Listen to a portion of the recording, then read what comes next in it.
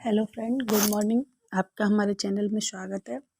हम आपको aspirant strength की जो मैम है वो बहुत अच्छे से समझाती है कि नोट्स कैसे बनाएं। उनकी वीडियो आपको दिखाएंगे और उस तरीके से आप नोट्स बनाइए। आपको 100% UPPCS में नोट्स बनाने के लिए एक आइडिया मिल जाएगा और नोट्स बनाना भी आप सीख जाएंगे। तो आप इस वीडियो को देखिए और ज़्यादा से ज़्यादा लाइक और शेयर एंड सब्सक्राइब कीजिए। Thank you. इस तरह से कुछ अपने नोट्स बनाए हुए हैं। यहाँ पर मैंने सिलेबस के पॉइंट्स लिखे हुए हैं कि किस तरह से इसमें मुझे कवर करना है। ठीक है, ये सारी चीज़ें। फिर उसके बाद मैंने देखिए यहीं से इसको कवर किया हुआ है। पूरा शॉर्ट फॉर्म में मैंने बनाया है और मैंने कंसाइज कर दिया चीज़ों को। और यहाँ पर देखिए मैंने इसको जो अंदर चीज़ें थी जो मुझे याद रखनी थी वो सारी मैंने यहाँ पर उसको कर लिया है जो मैं भूल रही थी। और फ्रेंड्स मैंने कोशिश क्या की है कि मैं सीक्वेंस में बनाऊँ, मतलब कि एक के बाद एक जैसे जैसे घटनाएं हुई हैं वैसे वैसे मैं उसको बनाती जाऊँ। और देखिए जो चीज़ें इंपॉर्टेंट थी वो सारे मैंने हाईलाइट किए हुए हैं। और ऐसा कब होता है जब आप काफ़ी बार अपने नोट्स को पढ़ लेते हैं तो ये सारी चीज़ें देखने को उसमें मिलती हैं। तो जो इम्पोर्टेंट मुझे लगता है मैं उसको हाईलाइट कर देती हूँ ऐसे। इस तरह से देखिए यहाँ पर मैंने कभी कभी देखिए ये पूछ लेता है क्रम, ठीक है, कि जो बंगाल में नवाब थे उनका क्या सीक्वेंस है। तो ये देखिए मैंने इस तरह से एक लाइन में लिख रखा है।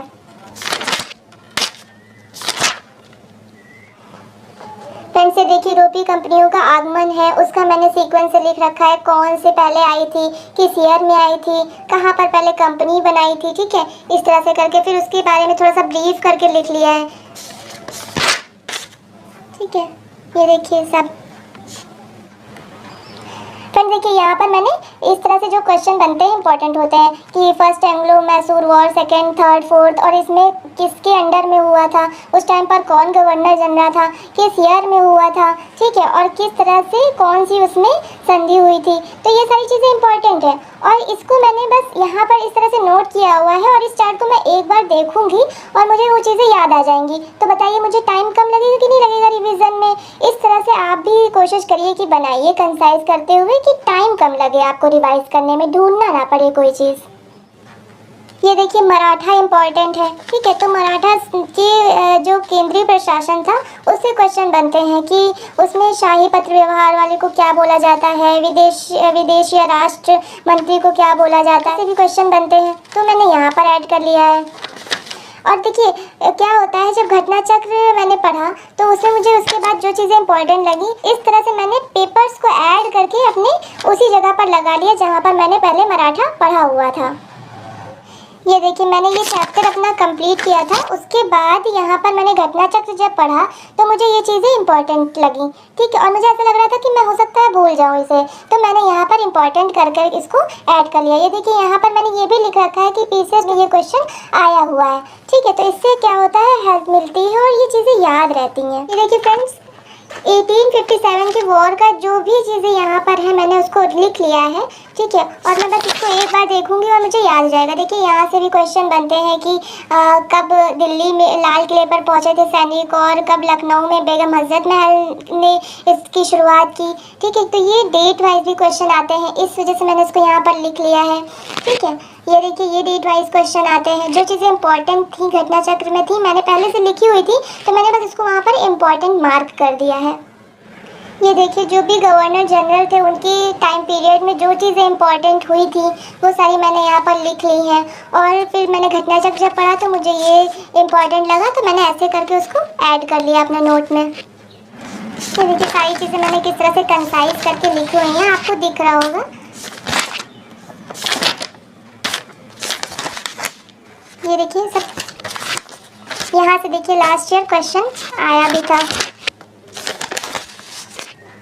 ये देखिए फ्रेंड जो सामाजिक सांस्कृतिक सुधार आंदोलन हुए थे ये बहुत ज़्यादा इंपॉर्टेंट होते हैं। तो राजा राम मोहन राय के टाइम पर जो उनके द्वारा जो चीज़ें की गई थी वो मैंने यहाँ पर एक सीक्वेंस में लिख ली हैं। ठीक है, जो कार्यकाल में चीज़ें हुई थी कि क्या क्या इन्होंने किया था। ठीक है, देखिए कितने सीक्वेंस से मैंने सारी चीज़ें लिखी हुई हैं।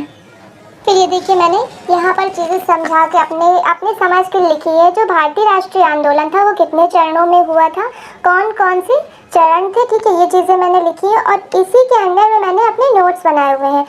इस तरह से इसके अंदर नोट्स बनाए हुए हैं। इस तरह से गांधीवादी जो आंदोलन हुए थे उनके नोट्स बनाए हैं। ये देखिए, अपने समझने के लिए मैंने ये चीज़ें की हुई हैं कि मुझे बस एक बार मैं देखूं और मुझे ये चीज़ें याद हो जाए। यहाँ पर भी देखिए मैंने इसको ऐड किया हुआ है, ये घटना चक्र का ही है। फ्रेंड्स, ऐसा करने से क्या होता है, बार बार बुक को पढ़ने की ज़रूरत नहीं पड़ती है और ये बस देखते ही चीज़ें याद आ जाती है। देखिए ये जो इस तरह से यहाँ पर देखिए मैंने ये चीज़ें ऐड की हुई हैं, ये घटना चक्र की थी।